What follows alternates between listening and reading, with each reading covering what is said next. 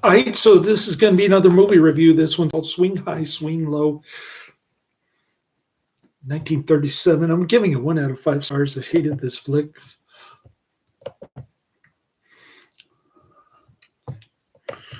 The movie poster just has a bunch of names on it. And a picture of Fred MacMurray kissing Carole Lombard. I think the only Fred MacMurray movie that really grabbed my attention was Double Indemnity. Another film that's got to be in the top 10 of all time, even though it didn't get the Academy Award, even though it was heavily censored, still didn't get the Academy Award. Swing High, Swing Low is a 1937 U.S. romantic comedy drama film directed by Michael Leeson, starring Carole Lombard and Fred MacMurray. It's the second of 3 film adaptations of the popular 1927 Broadway play Burlesque by George Manker Waters and Arthur Hopkins, after Dance of Life, 1929, and before When My Baby Smiles at Me, 1948. So it's got, this movie has 3 versions of the 1927 Broadway play Burlesque. Working her day as a hairdresser on aboard a liner traveling through the Panama Canal Zone, Maggie King, Carole Lombard brushes off a brass young soldier, Skid Johnson, Fred MacMurray, Flubber, on his last day in the Army. However, he is persistent, and the next day she and her friend Ella reluctantly go on a double date with him and his piano player friend Harry, Charles Butterworth, in Balboa. In a nightclub, she expresses her distaste of trumpet music, whereupon he impresses her with his amazing prowess with the instrument. When a man, Anthony Quinn, speaking only Spanish, Anthony Quinn is a Mexican actor.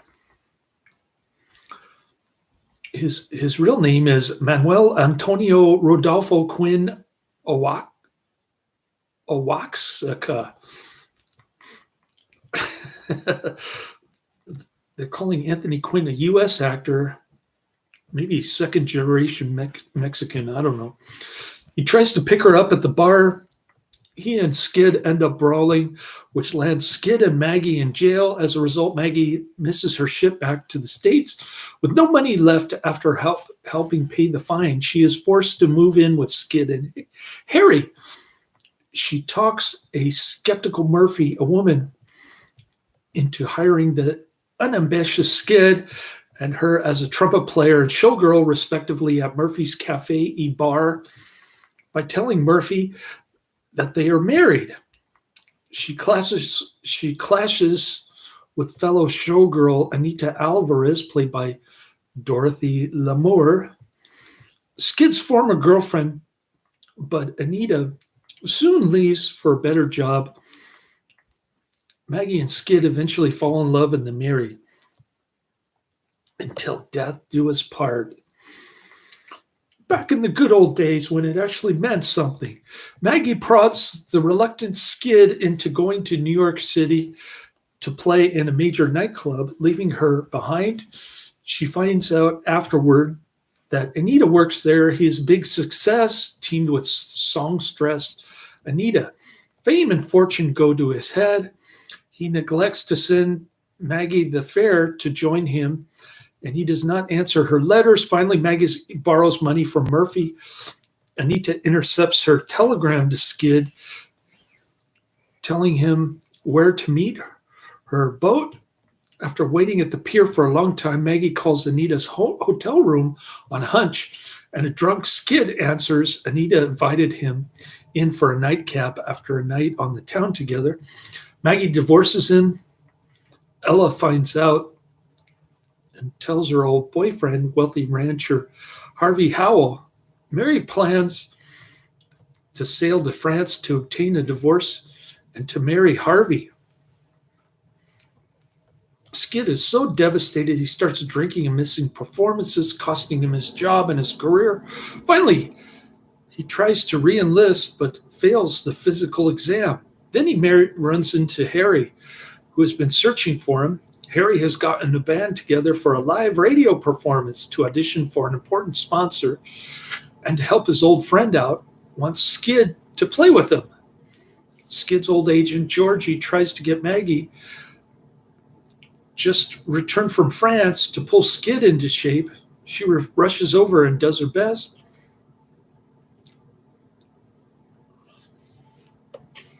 And that's pretty much the movie. I don't want to spoil the ending, but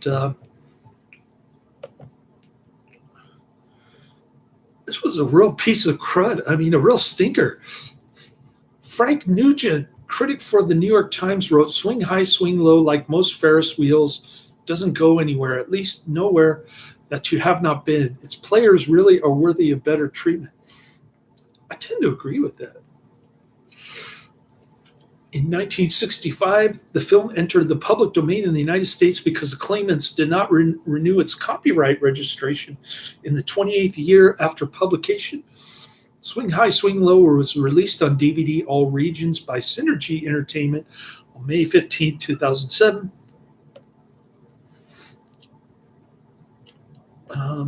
The DVD is 82 minutes. The actual running time is 92 minutes, and the budget is $739,600, which all went to the actors, I'm presuming. Maybe not.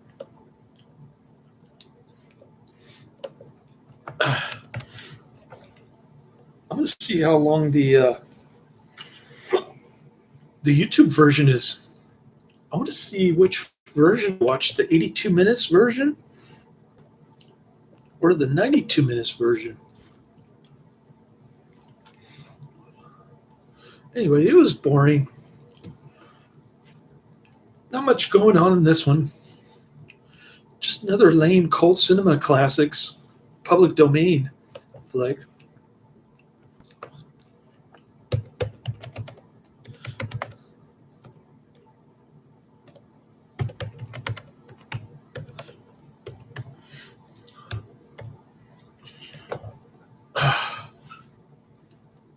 All right, I'm looking up a full-length movie, 1 hour, 22 minutes. That works out to 82 minutes. If you want to see the full 92 minutes, I guess check out Retrospective Classic Movies upload.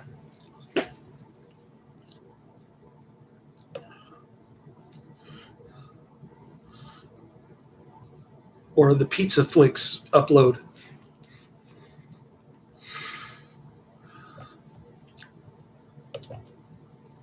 Fortunately, I watched the shortened version, but it didn't help. Well, I got my son here.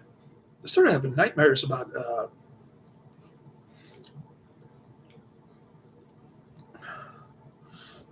losing track of him somehow. I don't know. It was a weird dream. But we're about ready to head out to Latin Mass. I'll go down my list and tell you what's coming.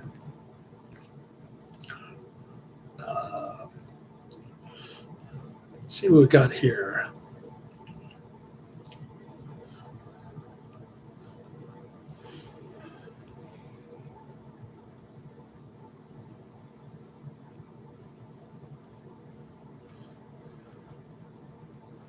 Okay, here we go. An Eye for an Eye is next up. Karate Man recommendation. The Real Anthony Fauci. 2022. That's kind of a good one to watch, considering that Robert Kennedy Jr. is running for president along with Dr. Taylor Marshall. What a bizarre.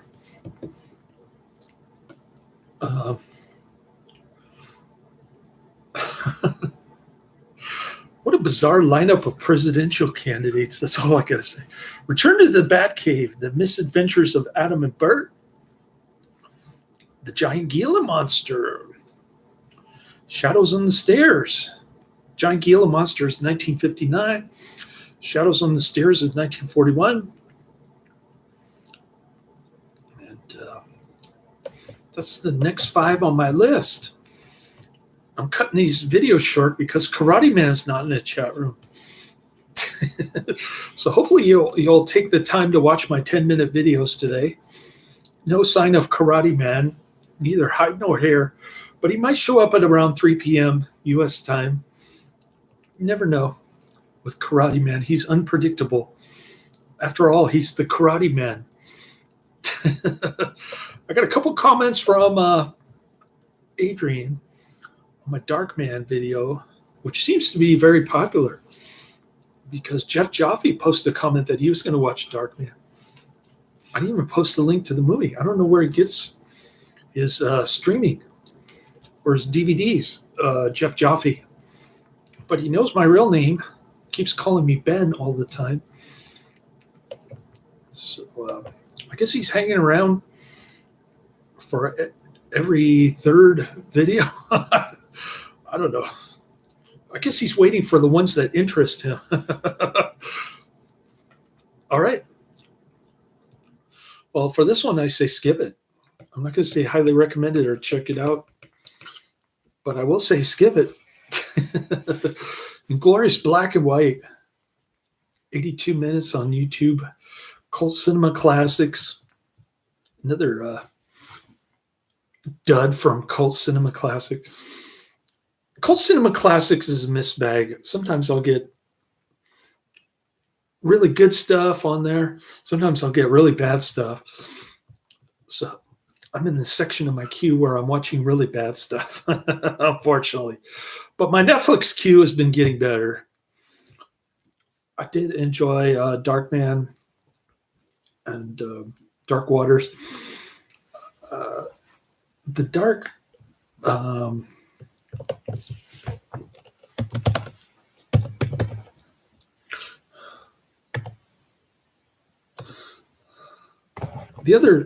The Dark Knight as Scarecrow didn't really impress me too much, but I still thought it was mildly entertainment. So doing better on my Netflix side, not so good on my YouTube list side, but I think the real Anthony Fauci is actually on Rumble, so it's kind of a mixture of Rumble and YouTube on my list. There might even be some other provider on there for Renegade. I don't even remember. No, I guess it was YouTube for Renegade. But yeah, I hope it's still up on Rumble. The real Anthony Fauci. I'm looking forward to that later.